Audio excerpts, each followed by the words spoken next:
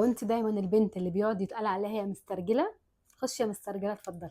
هلو هلو من نص الدنيا الحلو. وغرض البرنامج ده ان احنا نوصل لاحسن نسخه من نفسنا ونبقى ناجحين ومؤثرين في المجتمع. بس بما ان الحلقه بتاعت النهارده للبنات المسترجله، فانا عايزه اقول لكم ان انتوا اكتر ناس بتاثر في المجتمع. زمان كنت دايما بسمع ان انا بيتقال عليا ان انا مسترجله، البنت المسترجله راحت، البنت المسترجله جت، سواء بقى بيتقال من قدامي او بيتقال من ورايا، فانا كنت دايما بسمعها عليا.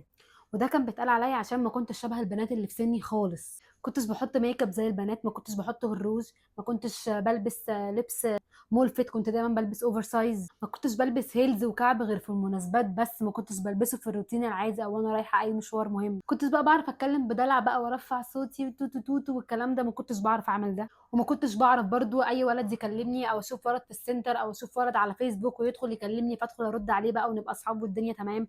ما كانش عندنا ده في بيتنا وما كنتش بعرف اعمل ده. كنتش بعرف اعمل حاجات اللي البنات اللي في سني ساعتها كانوا بيعملوه. ما كانش فارق معايا اي حاجه من حاجات البنات غير ان انا يبقى ريحتي حلوه، جسمي مش جسمي عاجبني بقى، ولا هو تخين ولا هو رفيع، جسمي عاجبني ايا كان شكلي عامل ازاي.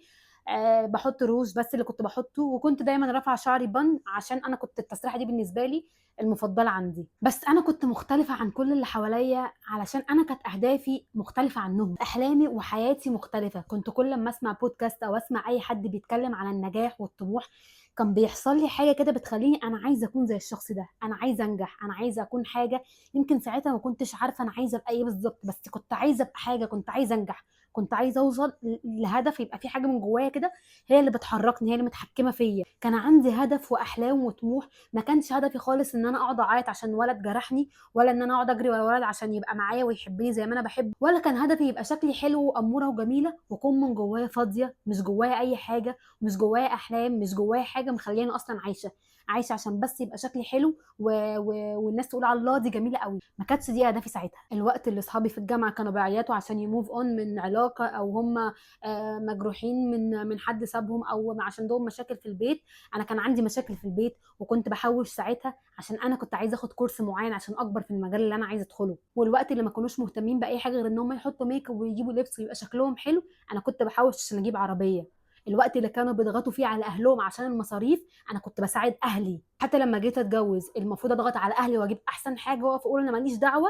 لا، انا كنت بشتغل وكنت بصرف كل فلوسي علشان اجيب حاجه انا عايزاها واجيب على قد الفلوس اللي معايا. ولحد ما اتجوزت ما كانش في بني ادم ليه عندي فلوس. النهارده لما اجي ابص ورايا بقول الحمد لله انا كنت مسترجله، الحمد لله اني ما سمعتش كلامهم واني ركزت على احلامي واهدافي، ما ركزتش على ان الترند النهارده على ايه او اني هنسافر الجونه ولا الساحل. والنهارده واقفه بقول لكل بنت لو انت مختلفه عن كل اللي حواليكي يبقى الاختلاف والمشكله عندهم هم مش عندك انت.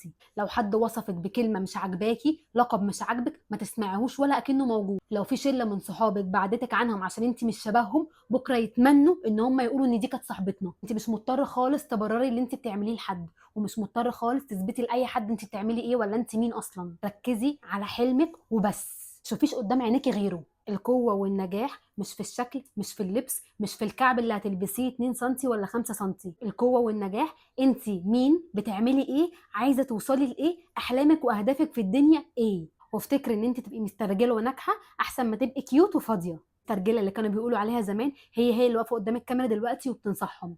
المسترجله اللي كانوا بيقولوا عليها زمان هي اللي بيتمنوا دلوقتي ولادهم يبقوا زيها. واللي كانوا بيبعدوها عنهم زمان يتمنوا دلوقتي يشوفوها صدفه. هي البنت، بس الفرق ان هي بتحقق احلامها. هي البنت اللي بقت تعرف تلبس براندات وبقت تعرف تحط ميك اب وبقت تعرف تخرج وتسافر جوه مصر وبره مصر. هي اللي بقت عايزه كل البنات تبقى ناجحه واحسن منها. ركزي على نفسك وملكيش دعوه بكلام الناس وملكيش دعوه بكلام المجتمع، لان والله العظيم الكلام ده ما هيخلص. مهما عملتي ومهما حاولتي ترضي كل اللي حواليكي مفيش حد هيقول ان انت 100% كويسه، 100% ما عندكيش مشاكل، 100% انت مفيش زيك في الدنيا.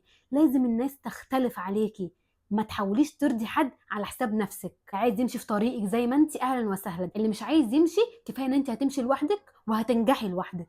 وصدقيني لما تنجحي هتبقى كل الناس عايزه تعرف الطريق اللي انت مشيتي منه. يا رب اكون فدتكم. لو انتم مش عندي على القناه اعملوا سبسكرايب واضغطوا على الالارم بتاع الفيديوهات. بحبكم وبحبك يا مسترجله.